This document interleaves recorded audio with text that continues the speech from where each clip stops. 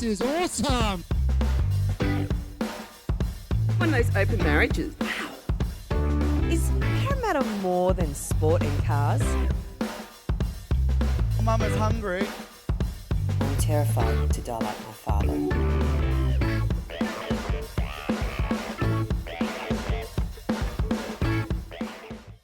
My name is BecMac. I'm an artist, a performer, a video maker, a mother and a wife.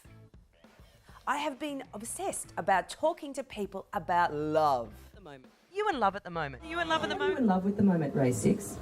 At the moment, I am in love. Whether it's the thing they love, the thing they do, or the person they are with, I have travelled the world to find out the meaning of the word love. And now I want to share with you some of these amazing stories. I am terrified to die like my father. He died of cancer. And like most cancers, it was a long, drawn-out, painful death. In this episode, I'll be facing my own demons around dying of what my father died of, and introduce you to a friend of mine who is facing a similar dilemma. Many people have a fear of dying like their parents, and today with advances in science and medicine, you can be tested to see if you carry the same genetic code that caused the disease that killed your parent. This is my dad in 2003. This is my dad 8 years later. And as you can see, he's got a bandage that takes up his whole face. For Dad, he had a melanoma on his nose that was removed, but then it came back as a basal cell carcinoma or a rodent ulcer. And more than anything, I'm afraid to die like he did. Today, if you have a shadow over your future health, you can be genetically tested for certain illnesses and take preventative action. This is a bombshell indeed from Angelina Jolie in an op-ed in the New York Times overnight. The star revealing at just 39 years old, she's removed her ovaries and fallopian tubes, and she's doing it despite the serious effects that may follow. Jolie writing she underwent the procedure after a recent blood test detected markers that serve as a potential sign of early ovarian cancer, the type of cancer that killed her mother, Marceline, in 2007. Her aunt and grandmother also dying from the disease. I went through what I imagine thousands of other women have felt. I told myself to stay calm, to be strong, and that I had no reason to think I would not live to see my children grow up and to meet my grandchildren. Further tests coming back negative for cancer, but Jolie's still deciding to have the surgery, what she calls the best option, going under the knife just last week. Now, there's not such a clear genetic test for skin cancer, and I do have a few factors I need to worry about. I have a 50-50 chance. This is my dad's family. All 4 members have had cancer, of which 2 with skin cancer, and 2 have died. This is my mum's family, 8 sisters, all still alive and well and living into their 80s, and only 1 case of cancer. I grew up in Queensland. Queenslanders have the highest rate of skin cancer in the world.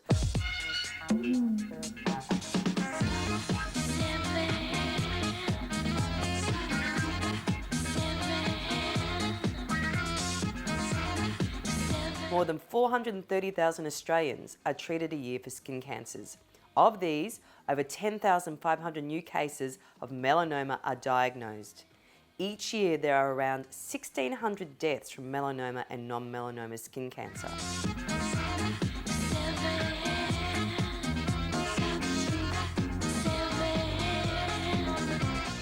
When I was a kid, the height of sophistication was to be topless sunbaking in baby oil, smoking an Alpine Light while sipping Tad.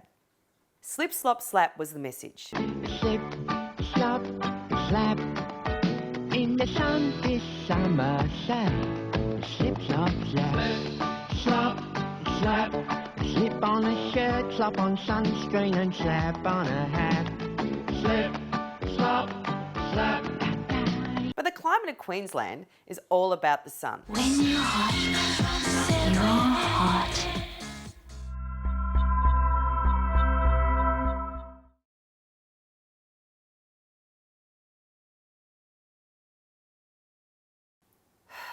To lose your face would be one of the most terrifying things in the world. I mean, call me vain, but if I lost my nose and then my eye and then that half of my face disappeared under a bandage. I mean, your face is your identity. It's who you are. It's how you get around in the world. It's almost like your vehicle that you drive. And if that's taken away, I mean, how do you relate to people? How do you communicate? You would be so incredibly powerless in the world. I mean, my dad had a full bandage like this, went right across his nose. You could see his eye peeping out like that. And that's how he got around for 3 years. I mean, I can't even imagine it. So I've decided I want to go and feel what this experience is to walk around in public without a face, like the Invisible Man.